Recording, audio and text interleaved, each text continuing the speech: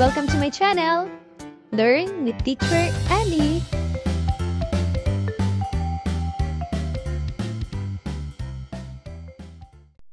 Quarter 4, Week 1, Magalang na pananalita sa pagbati. Mga bata, ano ang masasabi ninyo sa mga larawang ito? Ano ang sinasabi ninyo kapag may kaarawan ang isang kaklase?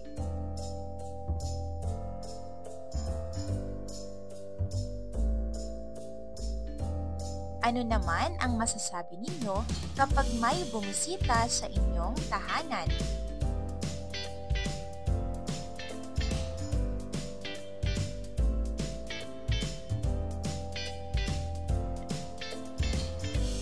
Ngayon mga bata, sabihin ninyo kung tama o mali.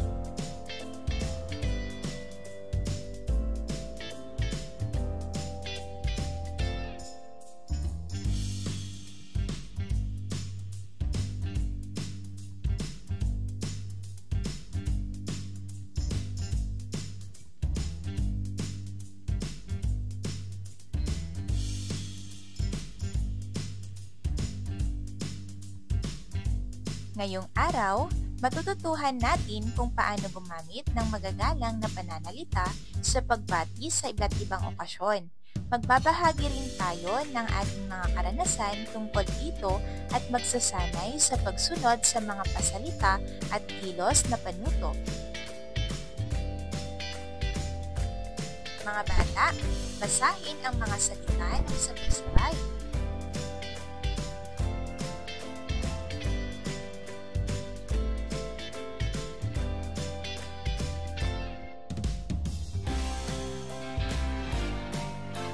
Ngayon ay magbasa tayo.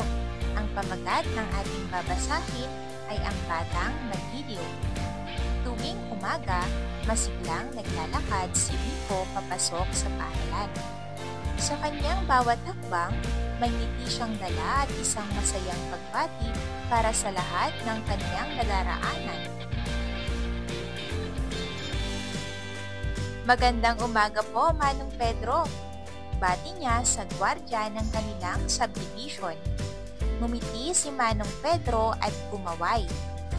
Magandang umaga rin, Miko. Ang aga mong bumati, parang araw na nagbibigay liwanag. Sa kanto, nakita niya si Aling Rosa na nagwawalis. Magandang umaga po, Aling Rosa. Ang linis po ng kalsada dahil sa inyo. Napangiti si Aling Rosa. Salamat, Miko. Ang bait mo talagang bata. Pagdating sa paaralan, binati niya ang janitor na si Mang Ben. Magandang umaga po, Mang Ben. Salamat po sa pagpapanatiling malinis sa ating paaralan. Tumango si Mang Ben at natuwa sa kabaitang ipinakita ni Miko. Sa pasilyo, sinalubong niya ang kanyang mga kaklase. Magandang umaga, Ana. Magandang umaga, Luis. Sabay kaway sa kanila. Ang saya mo talaga, Miko, sagot ni Ana. Nakakahawa ang iyong sigla, sabi naman ni Luis. Nang makita si Ginang Cruz, ang kanilang guro, agad siyang bumati. Magandang umaga po, Ma'am Cruz. Masaya po akong makakasama kayo sa klase. Napangiti si Ginang Cruz. Magandang umaga rin, Miko. Napakagandang umpisang araw kapag may isang batang tulad mo na marunong bumati ng magiliw. Dahil sa kanyang simpleng pagbati, nagdala si Miko ng saya sa paligid.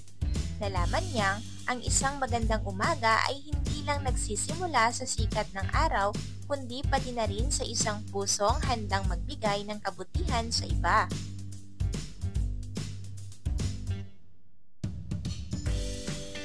Ngayon, mga bata, sagutin ang mga tanong.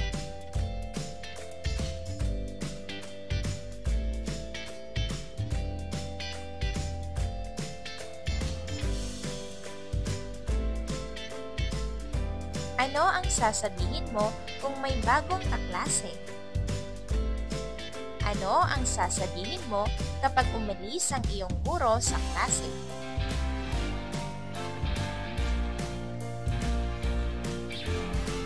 Ngayon naman ay sabihin kung tama o mali.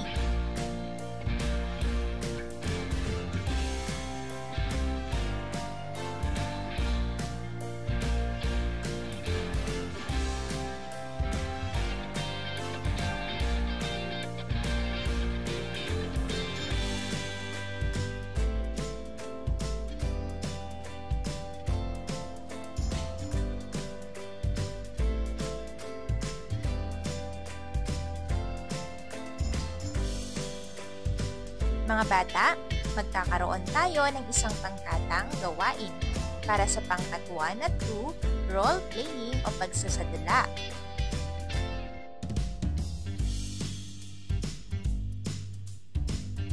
Sa pangkat 3 at 4 naman, poster making.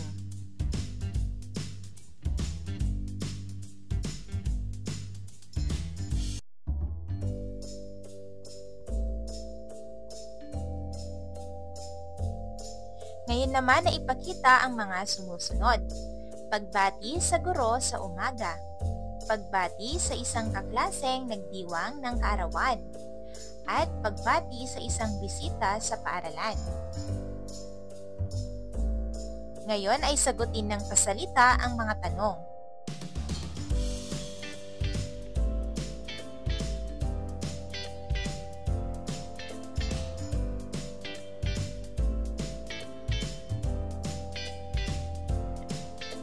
Sa loob ng isang linggo, magkakaroon tayo ng Masayang Umaga Challenge, kung saan bawat miyembro ng grupo ay kailangan bumati sa inyong mga kaklase, guro, at iba pang tao sa paaralan tuwing umaga. Paggawa ng tanong mula sa mga paksang tinatalakay.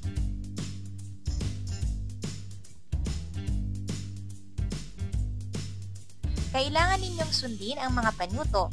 Ang maling kilos ay may nakakatuwang parusa tulad ng pag-awit ng nursery rhyme. Ngayong araw, matututo tayong sumunod sa mga panuto. Mahalaga ito upang tayo ay maging ligtas, magalang at masaya sa ating mga gawain at makagagawa ng tanong mula sa mga paksang tinatalakay. Mga bata, basahin ng sabay-sabay ang mga salita.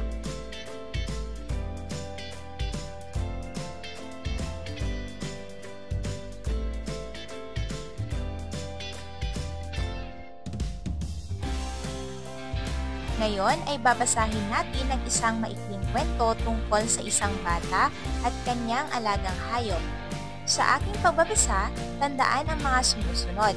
Makinig ng mabuti, tandaan ang mahalagang pangyayari sa kwento, at ilaan ang pagtatanong sa oras na ibibigay ko para rito. Si Lila at si Mingming. Isang hapon habang naglalaro sa bakuran, napansin ni Lila ang madilim na ulap at malakas na hangin. Naalala niyang may paparating na bagyo, kaya't nagmamadali siyang pumasok sa bahay. Ngunit nang makita niya ang kanilang puting na si Mingming na naiwan sa labas, agad siyang lumabas kahit malakas na ang ulan. Takot na takot ang puting, kaya't maingat niyang binalot ito sa kanyang jacket at mabilis na bumalik sa loob ng bahay. Pagkapasok nila, agad niyang pinunasan ang puting at pinainitan ito sa tabi ng kanilang lumang kumot. Natuwa si Lila nang makita niyang ligtas si Mingming at masaya itong dumidila sa kanyang balahibo. "Huwag kang mag-alala, Mingming," sabi niya. "Lagi kitang proprotektahan." Napangiti ang kanyang ina at hinaplos siya sa ulo. "Napakabuti mong bata, Lila," sabi nito. "Ang pagmamahal mo sa hayop ay tanda ng isang mabuting puso." Kadalasan, pagkatapos ng kwento ay mayroong mga tanong. Ang mga tanong ay karaniwang nagsisimula sa sino, ano, saan, kailan, paano, at bakit.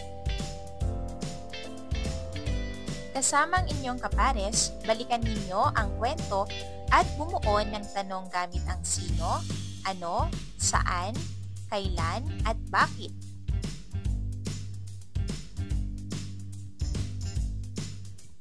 Mga bata, Masdan ang larawan.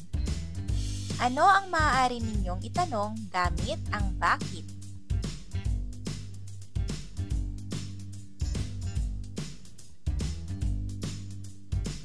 Ngayon naman mga bata, mula sa larawan at mga salita, bumuo kayo ng mga tanong.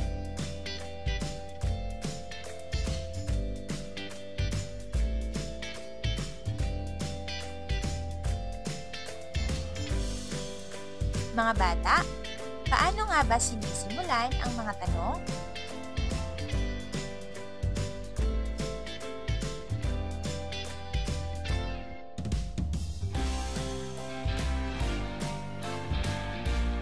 Ngayon ay ipakita ang tamang ayos ng mga salita sa isang tanong sa pamamagitan ng paglalagay ng bilang sa itaas ng mga salita.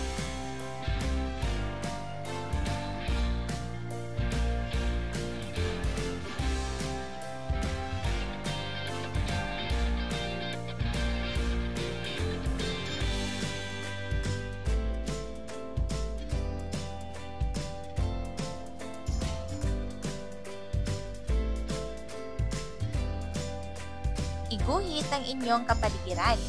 Sumulat ng 3 tanong tungkol sa inyong iginuhit.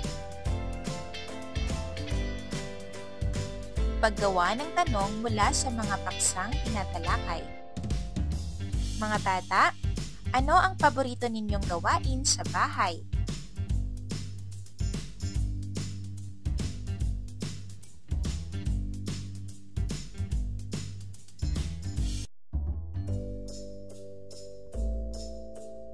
Ngayong araw ay magbabahagi kayo ng sariling karanasan tungkol sa paksa o kwentong pinag-uusapan.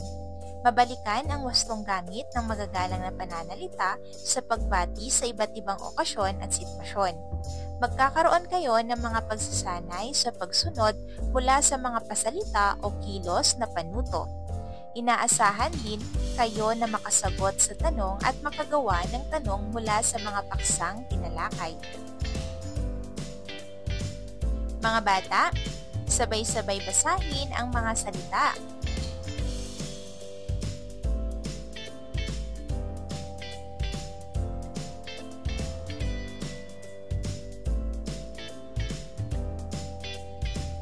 Ating basahin ang kwento tungkol si Tonyo at ang kanyang pangarap.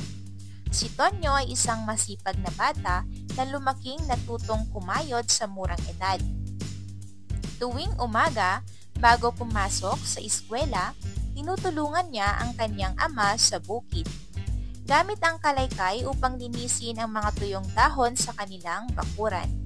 Kahit mahirap ang buhay, hindi siya nagrereklamo at patuloy na nagsisikap para sa kanyang pangarap.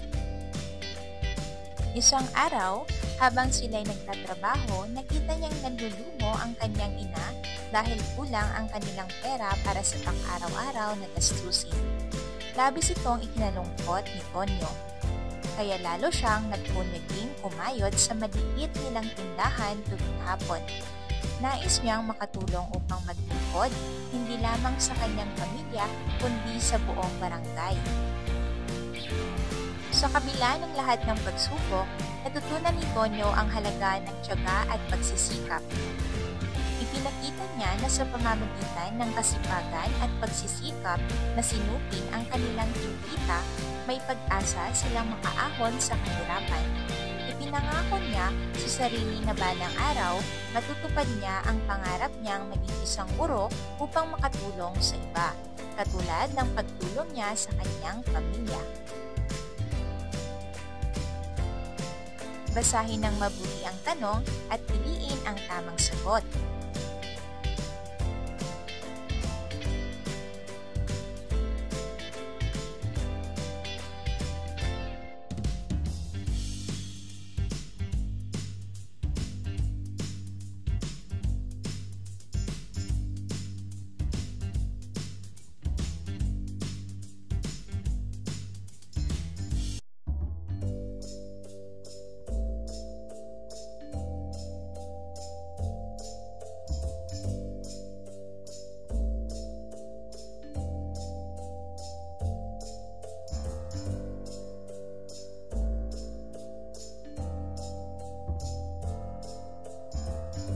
Babasahin natin muli at subukan ninyong bumuo ng tanong mula sa saknong na babasahin.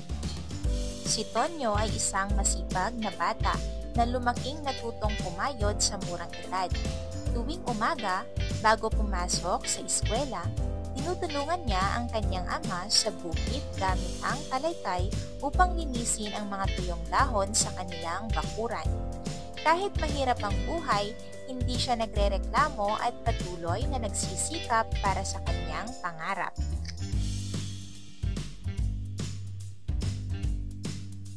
Isang araw, habang sila'y nagtatrabaho, nakita niyang nanlulumo ang kanyang ina dahil kulang ang kanilang pera para sa pang-araw-araw na gastusin. Labis itong ikinalungkot ni Tonyo, kaya lalo siyang nagbunyaging kumayod sa maliit nilang tindahan tuwing hapon. Nais niyang makatulong upang maglingkod hindi lamang sa kanyang pamilya kundi sa buong barangay.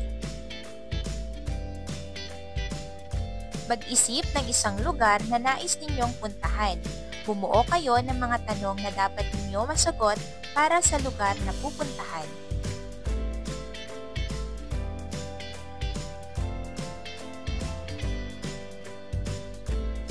Isipin ninyo ang pinakahuling lugar na iyong napuntahan at labis mong nagustuhan dahil sa taglay nitong kagandahan at kalinisan.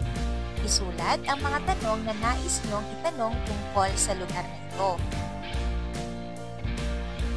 Mga bata, lagi tayong magsanay na bumasa. Mahusay mga bata. End of week 1. Thank you for watching! Also, don't forget to like, share, subscribe, and click the notification bell for you to be updated on our latest videos. See you on our next lesson. Goodbye!